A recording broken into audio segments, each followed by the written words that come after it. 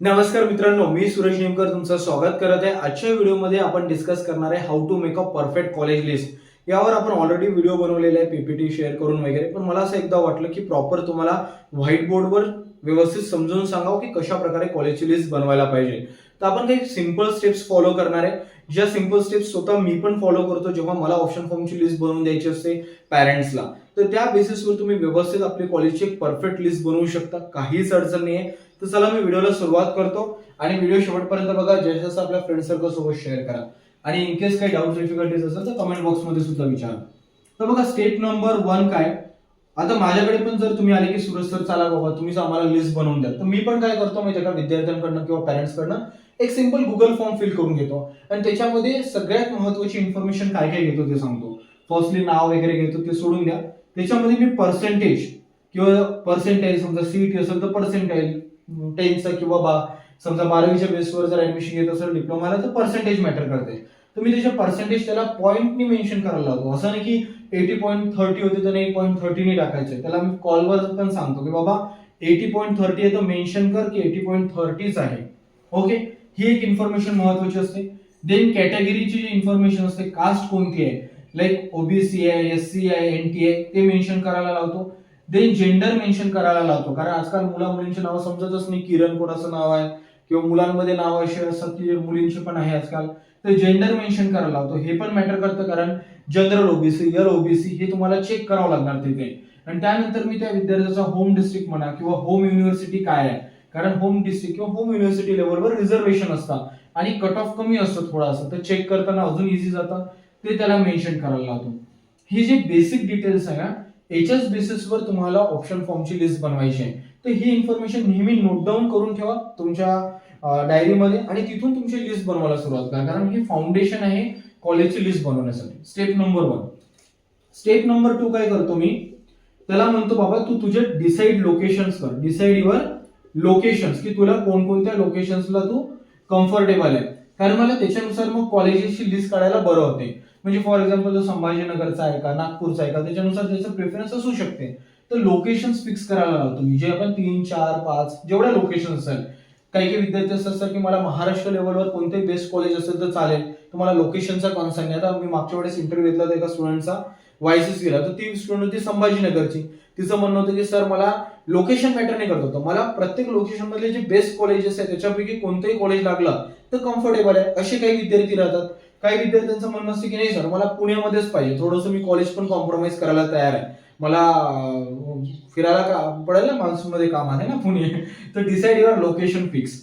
Then नंतर आहे step 3, हे सगळ्यात महत्वाचे, सिलेक्ट युअर ब्रँच प्रेफरन्स और डिसाइड किंवा फिक्स युअर ब्रँच प्रेफरन्स, की तुमचा ब्रँचचा काय ऑर्डर राहणार ते पण तुम्ही फिक्स करा, की बाबा मला काय कोणती ब्रँच पाहिजे. टेक ब्रँचेस पाहिजे असेल तर एक CS, IT, then AML, AIDS वगैरे तुम्ही कन्सिडर करू शकता. देन एनटीसी वगैरे हे पण मॅटर करतं. यामध्ये पण तुम्ही ऑर्डर फॉलो करायला पाहिजे. जसं मी संभाजीनगरचे, तर मला खरंच संभाजीनगरचं कॉलेज पहिले पाहिजे की पुण्याचं पाहिजे, इथे पण मी त्यांच्याकडनं एका ऑर्डरमध्ये सिक्वेन्स घेतो. असं नाही की कसा पण घेणार, ऑर्डरमध्ये सिक्वेन्स घेऊन घेतो. त्यानंतर काय करतो, स्टेप नंबर 4.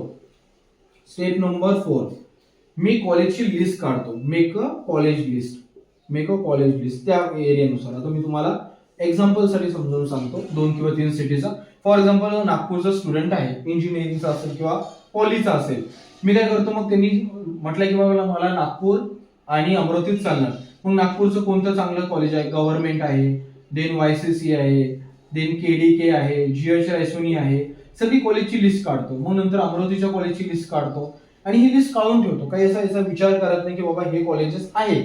पहिले तर मी कॉलेजची लिस्ट प्रॉपर बनवतो, कारण काय मी ऑलरेडी एक ऑप्शन फॉर्म फिलिंग मध्ये कोणत्या मिस्टेक्स अवॉइड करायचे त्यावर व्हिडिओ बनवलाय. त्याच्यात मी क्लिअरली मेन्शन केलंय की तुम्ही एखादं चांगलं कॉलेज किंवा एखाद्या चांगल्या कॉलेजमधली ब्रँच मिस करू शकता.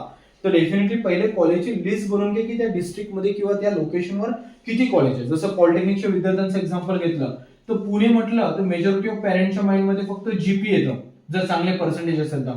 पण तिथे वाडिया कॉलेज पण आहे, तिथे अवसारी सुद्धा तुम्ही कन्सिडर करू शकता.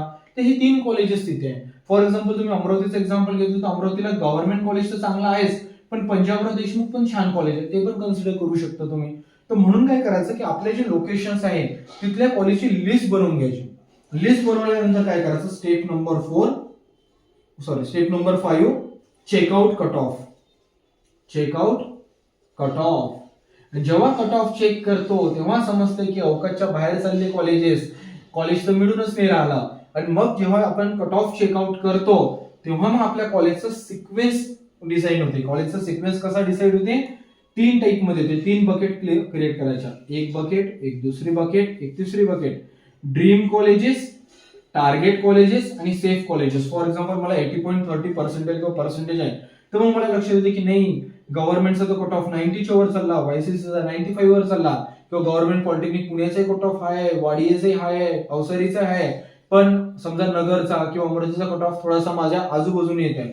मग तुम्ही काय कराल, ह्या कॉलेजच्या लिस्टला, मी तो वेगळा कलर यूज करतो, मग तुम्ही काय करता, या कॉलेजच्या लिस्टला वेगवेगळ्या बकेटमध्ये ट्रान्सफर करता. ओके, मग काही कॉलेजेस तुमचे ड्रीमच्या बकेटमध्ये येईल, काही कॉलेजेस तुमच्या टार्गेटच्या बकेटमध्ये येईल, आणि काही कॉलेजेस तुमच्या सेफच्या बकेटमध्ये येईल. आणि त्याच्यानुसार मग तुम्ही काय करायचं, लास्ट आणि सगळ्यात महत्वाची स्टेप म्हणजे याला प्रॉपरली एका ऑर्डर मध्ये अरेंज करायचं. स्टेप नंबर 6 एक प्रॉपर ऑर्डर मध्ये अरेंज करायचं. बस एवढे सिंपल स्टेप आहे. प्रॉपर ऑर्डर मध्ये अरेंज करायचं. Like best college, best branch म्हणजे टॉप टू बॉटम यायचं कट ऑफ नुसार, टॉप टू बॉटम यायचं वरून तर खालीपर्यंत, आणि प्रॉपरली तुमचे कॉलेजेस अरेंज होऊन जाते. काही रॉकेट लिस्ट नाही, ऑप्शन फॉर्मची लिस्ट बनवणं.